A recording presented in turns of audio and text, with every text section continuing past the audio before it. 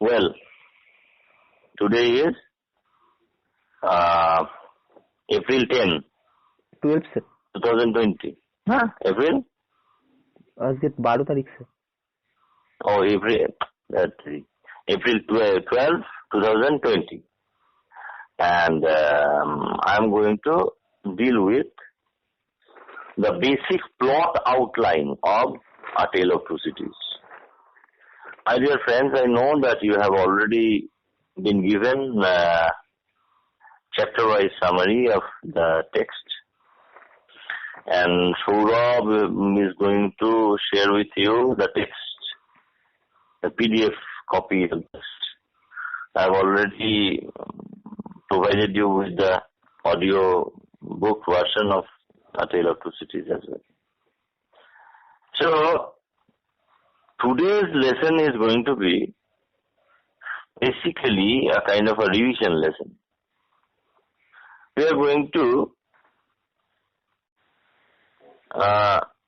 clear out the plot direction of this story. A Tale of Two Cities is basically episodic in nature. There are many episodes that have been described. From time to time, Dickens has digressed. This digression is basically a methodical madness. He has got a method in his madness, Dickens has. If you read the episodes, the apparently superfluous episodes of the novel, you may think that Dickens's digressions are worthless, without any reason. But believe you me, Dickens does this for quite a number of reasons. For example, there are episodes in all the books of the novel. Apparently, these chapters don't have any bearing on the story proper. For example, you remember the chocolate drinking episode of Mortier. It shows the enormous wealth and decadence of the French aristocracy before the French Revolution, whereby many servants could be employed by a Mortier in a hotel, city residence, just to drink his chocolate. And people will come and pay visit. The Mortier will utter a few words to some, scowl at others, and ignore still others without any apparent reason. Similarly, there is the wine spilling episode. We will come to know that in the quarter called Saint Etienne, the Monsieur Defarge and Madame Defarge has a bar, and once a wooden cask being brought to this particular place, the cask actually falls down and breaks open, and the wine is spilled. And people actually take up the wine, the red wine, and it shows the really poverty-stricken, abject situation of the French populace, who could even scoop up the mud paint and mud mixed wine in order to drink it. But you will understand that these will have a direct bearing on the story in some way. Actually, Dickens is creating the atmosphere. At the same time, he is building up the suspense. The symbolic relationship that this red wine has to the red blood that will be spilled during and after the revolution is prefigured, narratively prefigured in this particular chapter. Similarly, there will be another chapter on the jackal. The lion is Mr. Stryver and his jackal, his helper is Sidney Carton, who is a brilliant lawyer but does not have any specific desire to do well in life. He is a kind of a cultivated wastrel, as Fielding calls him.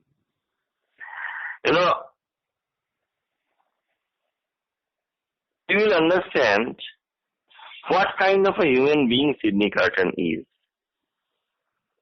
and how selflessly he can help his friends and how little he thinks about his own creature comforts, his own life, how depressed and directionless he finds himself to be. All these things have been put forward by Dickens in course of these digressional narratives. In fact, the main narrative concerns the life of Alexander Manning. He was basically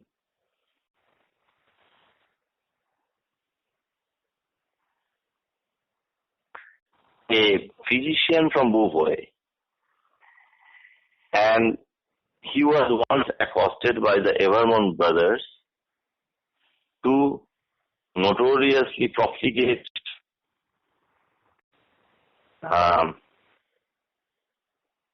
French aristocrats who had raped a girl, and Dr. Manet was taken to treat the girl, and her brothers, who had tried to kill one of the Evermond brothers but had failed and had received a sword thrust. Both these siblings were on the verge of death. And despite various threats, Dr. Manet was bold enough and upright enough to write a complaint against his Evermond brothers, for which he was imprisoned without trial at the Bastille, a prison notorious for excesses and tortures and solitary confinement. Ultimately, however, this Alexander Manet is released from Bastille and is taken by his one-time servant Monsieur Defarge to live with him.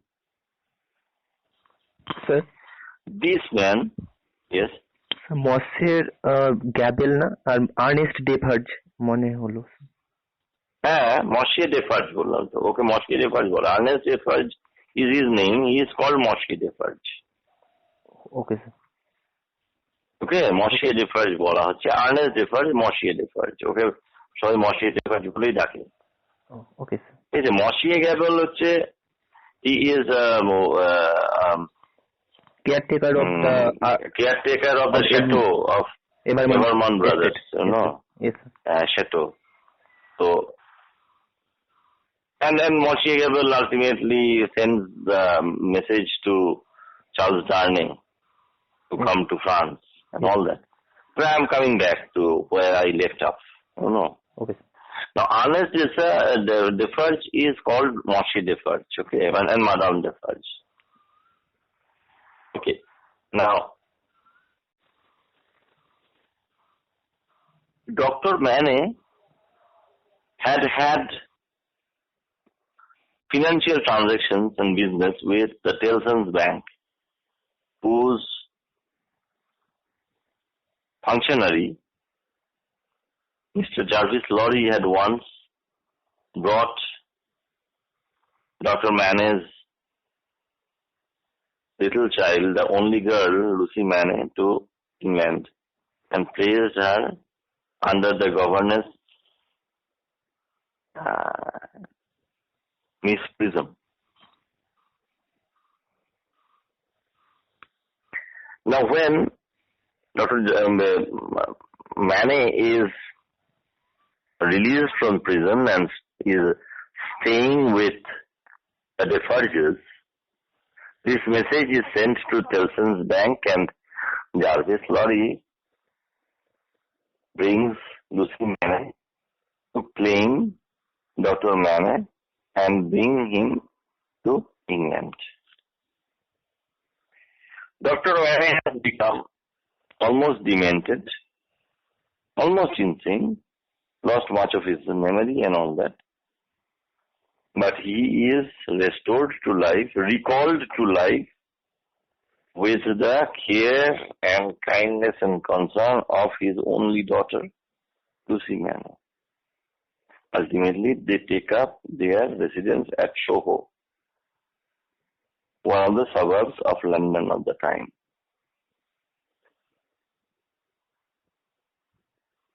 Okay.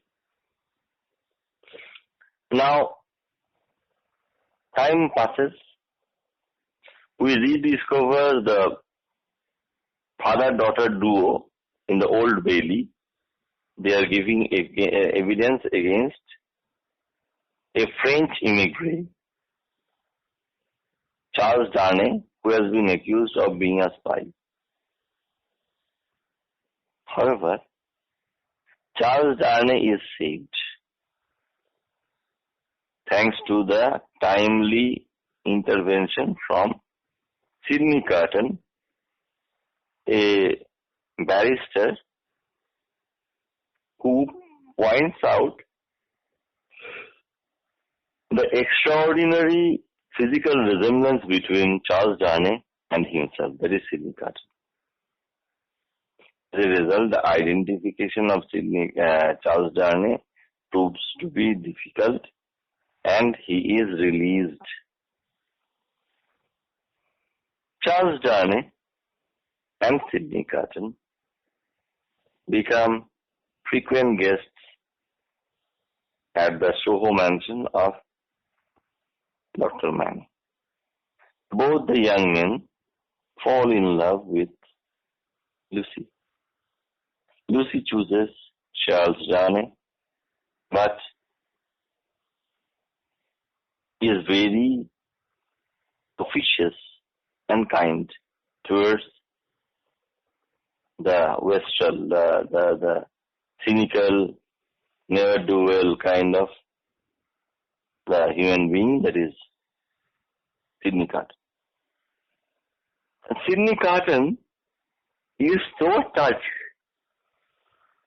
by the kindness and consideration of Lucy Manet that he becomes devoted to her interests without claiming anything in return. we all know that any revolution does not happen overnight. There are reasons and there are various factors that become conducive to the revolution. The utter callousness of the French aristocracy, the crushing poverty of the French population, the anger and annoyance of the majority, which is channelized by the leaders of the revolutionary faction, all these lead to the French Revolution. Slowly but surely, the clouds gather, atrocities are committed, chateaus are torched, set on fire, and ultimately, even the Bastille is taken. Bastille is taken, the revolutionaries actually kill the governor of the prison and liberate all prisoners. And this becomes a symbolic victory for the revolutionaries who blot out the Bastille as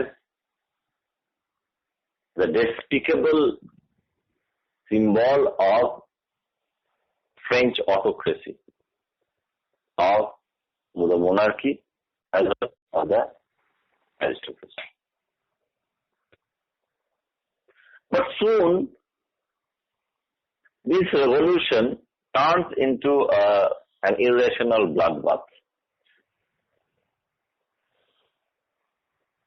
Anyone and everyone suspected rightly or wrongly of being against the revolution are summarily captured and condemned to be guillotined or beheaded.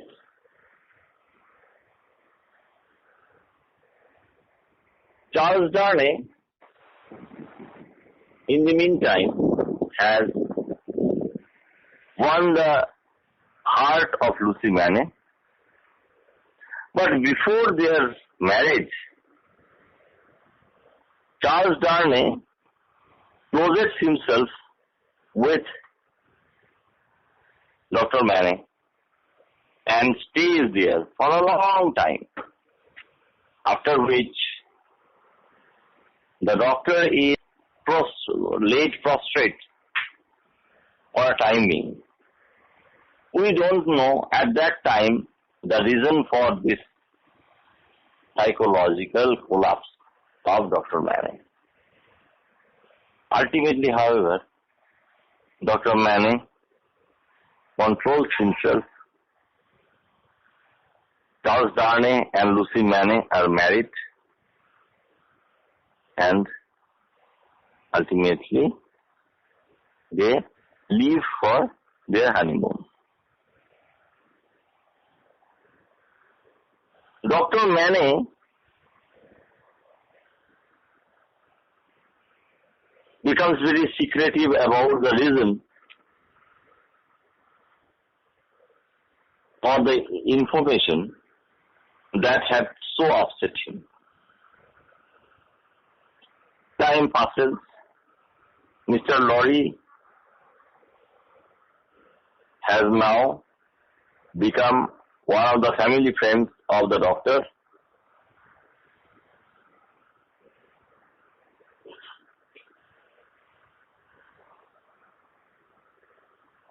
Lucy has given birth to a daughter, little Lucy. All of a sudden, Charles Darnay receives a message sent to Charles Evermond in care of the Tellson's Bank. This message is basically from Moshe Gabel. As Saurabh was telling me, this Gabel was the caretaker of the chateau, the estate of the Evermont brothers. Now we understand that Charles Darnay was one of the Evermont brothers' successors. In fact, one of the Evermont brothers, of whom we have already heard, was the father of this Charles Darnay. But Charles, being very, very democratic in his outlook and abhorring the excesses committed by the aristocracy, had renounced his claim to the family name and family rank.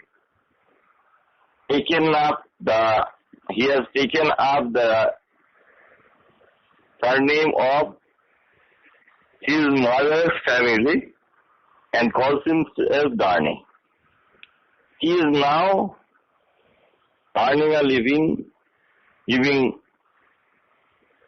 French lessons in London.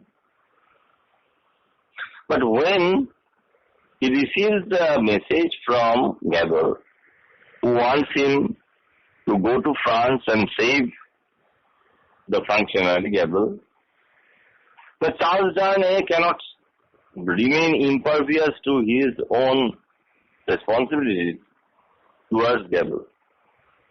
So, he goes to France, despite the fact that his safety may not be guaranteed in this revolutionary country. He is put in prison as one of the emigres. By this time, Lucy, Dr. Manet, and Jarvis Lorry have all come to know about Darnay's flight to Paris. So they also follow him to this place.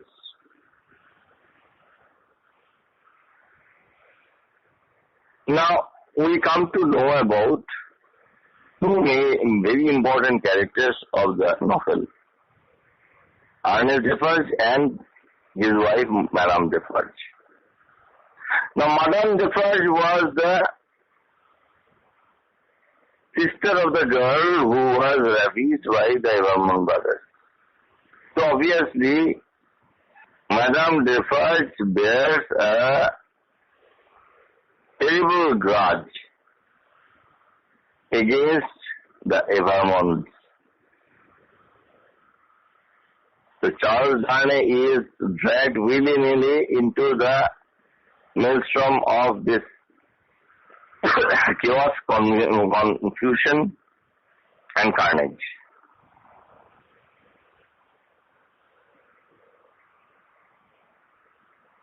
We get to know the frightful excesses committed by the revolutionaries in the name of the revolution, whereby they summarily execute, obviously after condemning many of the apparent opponents and malefactors of the revolution. Now, Dr. Manet, for a time being, succeeds in ensuring the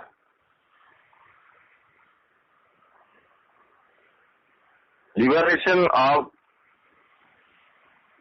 Charles Darnay from the dungeon by pointing out the fact that he had once been a Bastille prisoner. Dr. Manet can reasonably sway the revolutionary tribunal, who ultimately orders Darnay to go out of the prison. But the hatred of Madame Defarge and many others like her did not become quiet or did not quail by the Midas touch of love. So they still continue to harbor enmity against Charles Darnay. Ultimately, Darnay is again imprisoned for a summed up charge. Ultimately, however, Charles Darnay, when he has been sentenced to be guillotined, he is saved by the timely intervention of Sidney Carton, who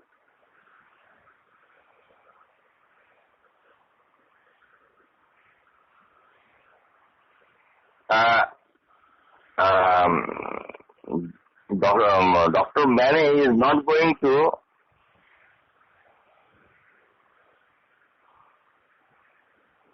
ensure that Charles Darnay is freed, because Madame Defarge has now played the trump card.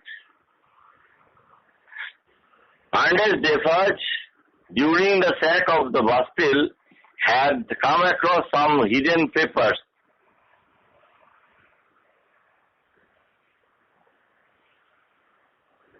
of Dr. Manning, and based on this, they all come to know about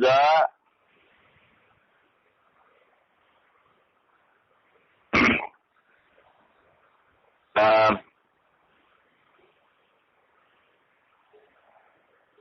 heinous nature of the Evermond brothers.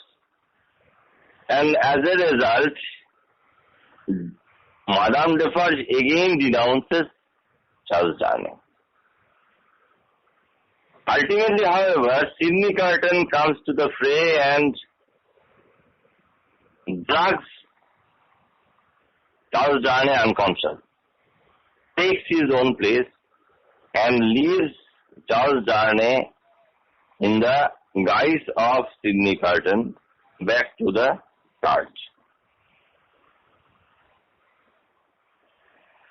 Most of the party, along with the Mayonnaise,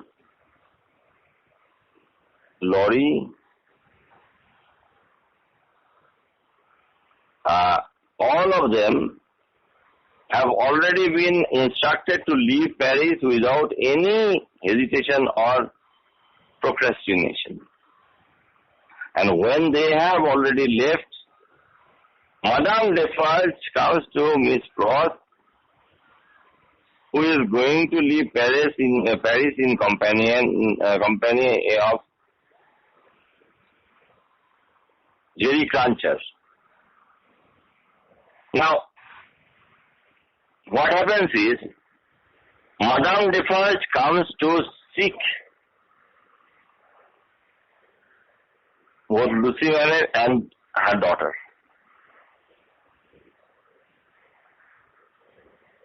But Miss Pross wrestles with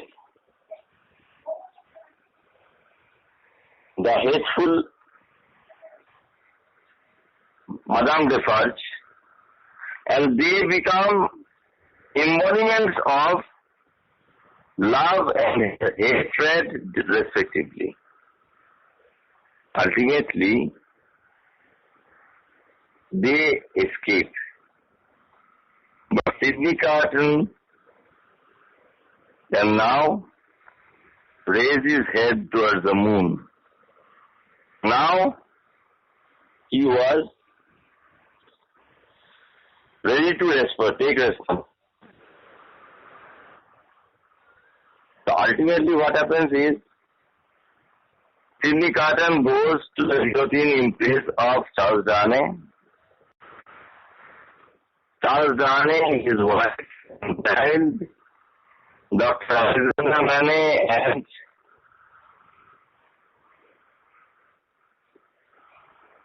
Mr. Jarvis Lorry, all reach inland in safety.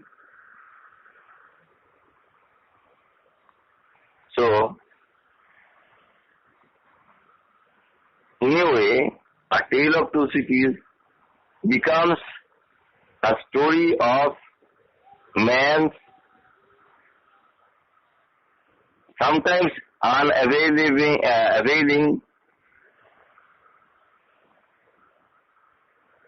journey to a France of a later date. A very successful, very prosperous France in which humanity will not be degraded by seeking justice. Justice that is not tempered by the milk of human kindness.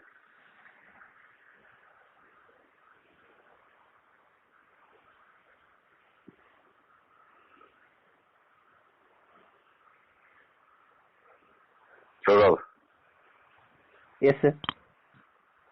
very well.